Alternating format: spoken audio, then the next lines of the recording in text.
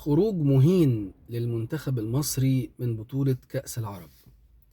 خروج لا يدل إلا عن حالة من اللامبالاة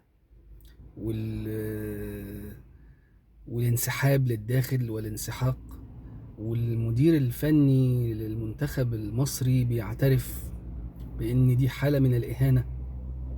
والخناقة مش على كده، من امبارح لحد النهاردة الخناقة على إنه إزاي ليه الكابتن حلمي طولان المدير الفني للمنتخب الوطني الثاني بيطلع يتهم حد ويقول ان المنتخب ولد يتيما، وانه ازاي يبقى في حد مسؤول عن الموضوع ده غيرك، انت المسؤول واللعيبه المسؤوله. الحقيقه حاله الاهانه اللي خرج بيها المنتخب دي حاله مستمره من 2010 وحتى الان. من 2010 منتخب مصر لكره القدم لم يحقق اي بطوله، 25 سنه ما خدناش حاجة، ما رفعناش كاس.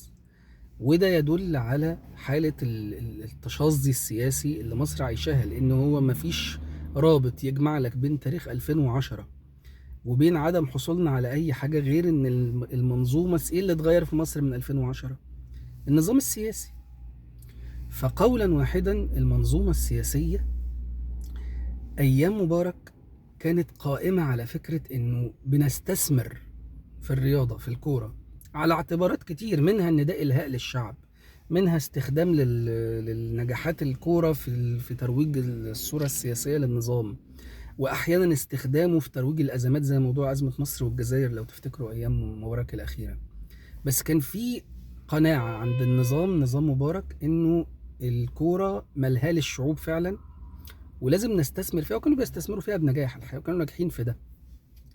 المشكلة ان المنظومة السياسية الحاكمة في مصر الان ما عندهاش الادراك ده، ومش شايفة اصلا ان في داعي للقصة دي، وبالتالي هي مش شايفة انها بتستثمر في حاجة اصلا، لانه الرياضة كقطاع من قطاعات الدولة لازم استثمار، يعني لازم تشتغل فيه وتشتغل عليه وتصرف عليه وتهتم بيه، وبالتالي يبقى في حالة تنعكس في المباريات الرسمية. ليه القطاع ده تحديدا بانت فيه قوي حجم الإهانة كده؟ لأنه قطاع مسلط عليه الضوء. بس احنا بالمناسبة يعني احنا ما عندناش حاجة خالص، يعني احنا واقعين في كل القطاعات، مهانين في كل القطاعات، مهانين في كل الملفات، مش ملف كرة القدم بس اللي لسه هيبان كمان شوية. بطولة كأس الأمم وكأس العالم والحاجات دي، المحافل الرسمية دي بيبان فيها قوي، لأن الكورة من قوانينها ان انت يعني باينة الأداء فيها بينعكس بنتائج وجوان ونقاط. لكن احنا مهانين في ملف سد النهضة من أثيوبيا بالمناسبة، يعني احنا مهانين على حدودنا من إسرائيل اللي منتهكة معابرنا ومنتهكة كل حاجة، والراجل طلع بيقول لك احنا هنفتح المعبر من طرف واحد واللي عاجبك تعمله.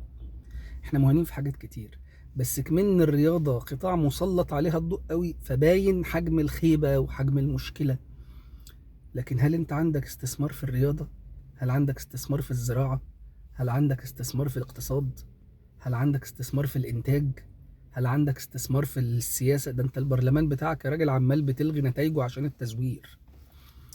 يعني كل القطاعات في مصر واقعة، فما عندكش اوريدي هدف. ولذلك يمكن القطاع الوحيد اللي انت بتستثمر فيه يعني قطاع التفاهة والتسطيح، وده اللي بيتم عن عمد الحقيقة. المسلسلات، الافلام الهابطة، المسلسلات الهابطة، نمجد بطولات الجيش في الاختيار 1 و2 و3 و4 و15. في اهتمام في ان يبقى في حالة من التسطيح والانحطاط الاخلاقي، وان يبقى نموذج المرحلة هو محمد رمضان. ده ممكن، وده شكله يعني بشكل ممنهج متعمد، مش مقصود، يعني مش عفوي، لا مقصود. لكن هل انت ناجح في اي حاجة تانية؟ هل انت عندك اللعيبة نفسهم؟ مفيش حالة انتماء يا جماعة. المنتخب الأردني وهو بيلعب هو متأهل أصلا وداخل الماتش وهو ضامن التأهل، وبيلعبوا بروح وجايبين جون وجونين. طب يعني في ايه؟ ما يعني كفاية، في روح، في انتماء لبلدي، عايز افرح ناسي، عايز العب كويس، عايز اجيب احسن ما عندي. انت واخد بالك؟ لكن التانيين ما عندهمش امل غير الفوز، وبيلعبوا كانهم مفيش هدف اصلا، مفيش حاجة. فقد مين المسؤول عن فقد الانتماء؟ مين المسؤول عن هذه الروح اللامبالية بأي شيء؟ قولا واحدا في منظومة سياسية مسؤولة عن ده بلا شك، بغض النظر بقى مش حلمي طولان ولا مدير اتحاد. في منظومة من الفشل، في منظومة من التجاهل، في منظومة من عدم الاستعناء في كل حاجة، مش في الكورة بس الكورة بتيجي تسلط الضوء شوية علشان في كاميرات وفي تصوير وفي اهتمام وفي ناس بتتفرج.